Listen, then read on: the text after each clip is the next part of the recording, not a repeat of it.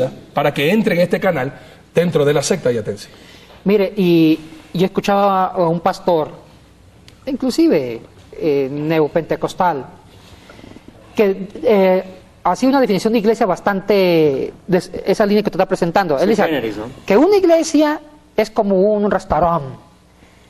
Tiene buena música y buena comida.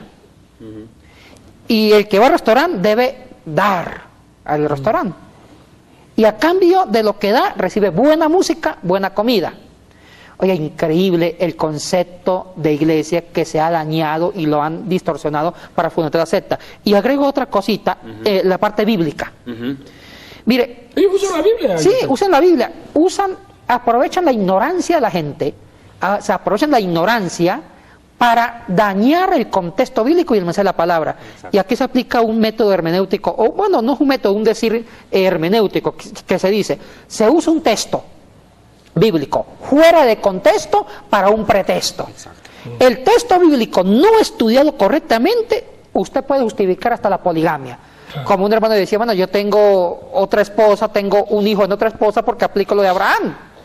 Como Abraham no pudo fecundar o no tuvo hijo con Sara, pues qué mejor que Agar. Claro. Y también el hijo fue bendecido, con el tiempo fue bendecido. Claro. Entonces, bueno, si mi esposa no funciona, no es fértil, pues le hago el favor a la empleada doméstica, que es el Agar, y mi hijo va a ser bendecido. ¿Y por qué me van a regresar? Porque eso está en el Antiguo Testamento. Salomón, un poquito más allá con 900 mujeres. Justificar lo injustificable, eso, en pocas palabras, ¿no? La clave es una educación hermenéutica en cómo leer el texto. Y usted ha hecho buenos estudios, he visto sus programas muy bien atinados, de cómo entender el texto bíblico, especialmente en el Antiguo Testamento. Cuando son textos religiosos antiguos, como la Biblia, es el Antiguo Testamento, sí tiene sus claves hermenéuticas de cómo entenderlo, porque estamos leyendo 2000 años después o 3000 años después.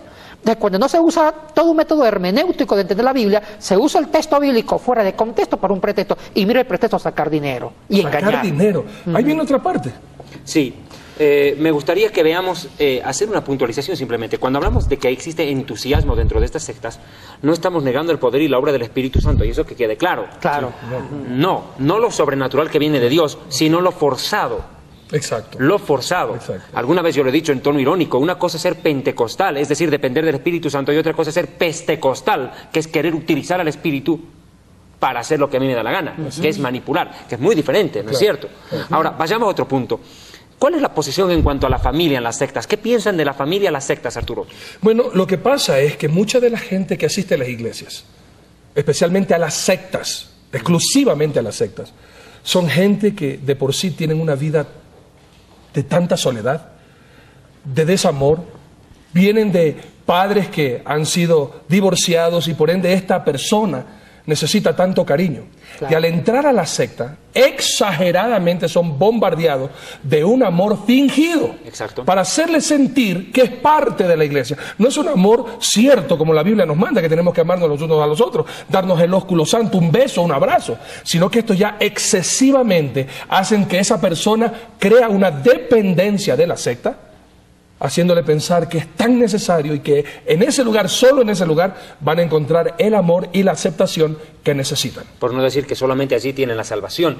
Y es que ahí viene lo contrario, es que primero te hacen creer así, y dependiendo de lo que tú tienes, es que viene el amor, para hacer sacrificios dentro de la secta. Entonces dime cuánto tienes y te diré cuánto vales. Exactamente. Estamos yendo a ese punto. Ahora, ¿cuál es el manejo bíblico? ¿Qué énfasis bíblico hacen ellos en la escritura yatense? Bueno, trabajan mucho la teología de la prosperidad. Y pongamos un caso del Antiguo Testamento, la doctrina de la retribución, que está en la Torá o Pentateuco, cuando Abraham fue bendecido, cuando inclusive Jacob tuvo bendición. Bueno, hay que entender la teología del Antiguo Testamento, y que usted la maneja muy bien, David, y que en el Antiguo Testamento los patriarcas no eran pobres, porque son parte de una bendición que se traducía en tema material y entre los hijos.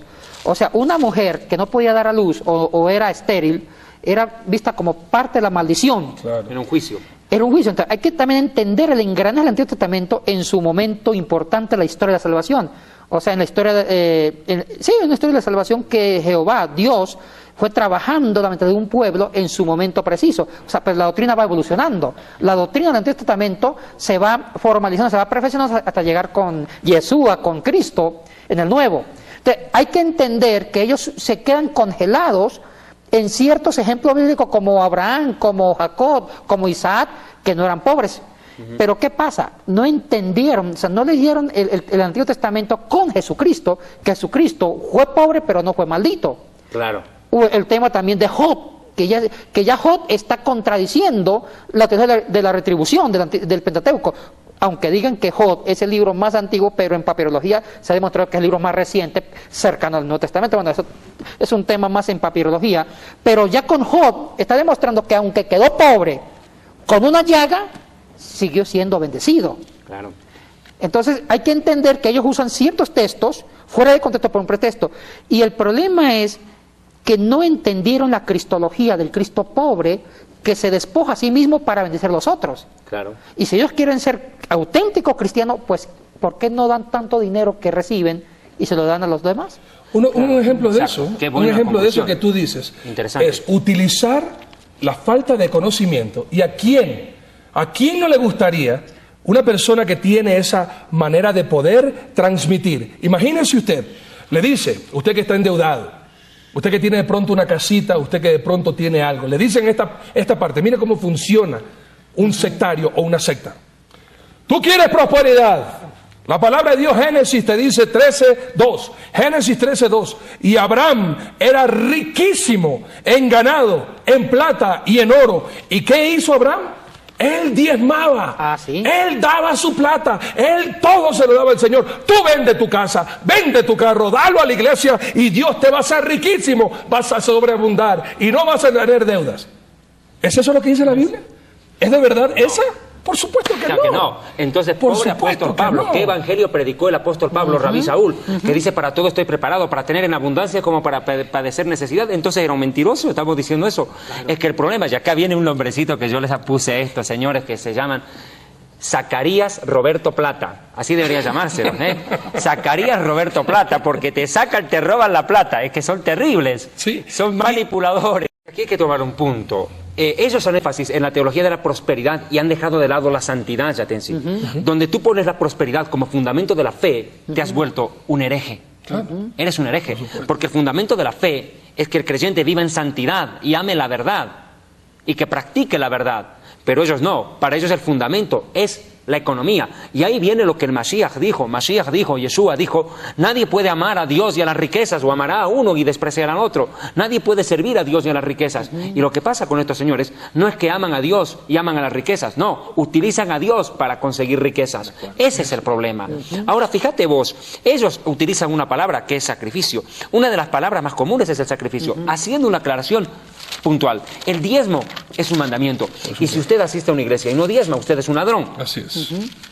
Y no me venga a decir a mí el cuento chino de que el diezmo es parte de la ley, porque Abraham vivió 400 años antes de Moisés y ya se pagaba el diezmo. Jacob pagaba el diezmo. Pero hay un problema. El problema es que ellos están cayendo en lo mismo que hizo la Iglesia Católica antes de la Reforma: vender pecados y vender milagros, vender indulgencias a cambio de dinero. Comprar salvación. Comprar la salvación o comprar el milagrito. De la forma más fácil. Y como a la gente le gusta ganárselo fácil y no le gusta buscar a Dios, cree que con plata lo va a corromper a Dios. Y ahí está el problema, que la gente piensa que Dios es como entrar al internet y apretar el enter. Cuando escribes en el teclado, apretas enter y ese momento te sale la pantalla en internet, la que tú estás buscando, la web que tú buscas. Y creen que con Dios la cosa funciona con plata. Y creen que Dios se corrompe.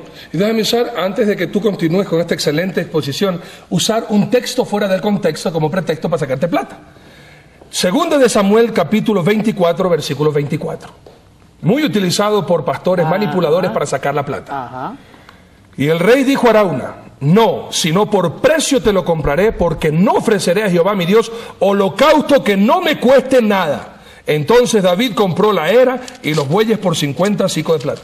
Le enseñan, para que usted pueda recibir la prosperidad, tiene que sacrificarle y tiene que darle. Y mire lo que estoy diciendo, yo comparto igual que ellos.